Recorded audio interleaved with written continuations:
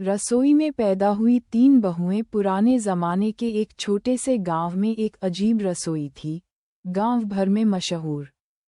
कहते थे, जो इस रसोई में ज़्यादा वक्त बिताता है, उसका दिल इतना मसालेदार और मीठा हो जाता है कि लोग उसे कभी भूल नहीं पाते। गांव के ठाकुर साहब के घर में 3 नई बहुएं आईं। शादी के बाद पहली सुबह तीनों बहुएं अपने अपने तरीके से रसोई में पहुंचीं। पहली बहू मायके से पढ़ी लिखी, लेकिन रसोई का ज़्यादा अनुभव नहीं।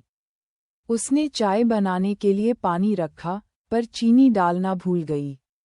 घरवालों ने चाय पी और बोले, बहू, तुम्हारी चाय में मिठास कम है।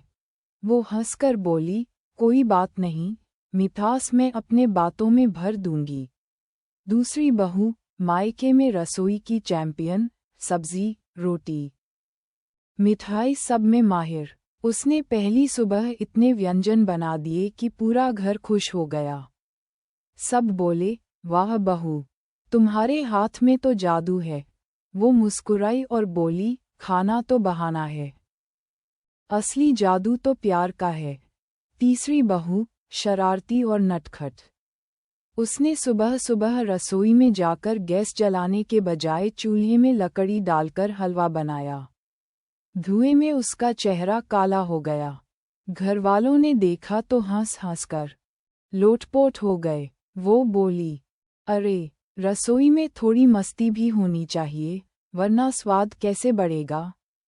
धीरे धीरे घर में एक कहावत बन गई, इस घर की बहुएं रसोई में पैदा हुई हैं, क्योंकि इनमें मिठास, जादू और मस्ती तीनों का स्वाद है।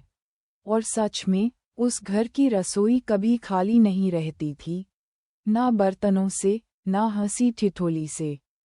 अगर आप चाहें तो मैं इसका और मज़ेदार पंचलाइन वाली हंसी मजाक भरी वर्जन भी बना सकता हूँ, जो थोड़ी शरारती होगी और सुनने में गांव की गपशप जैसी लगेगी।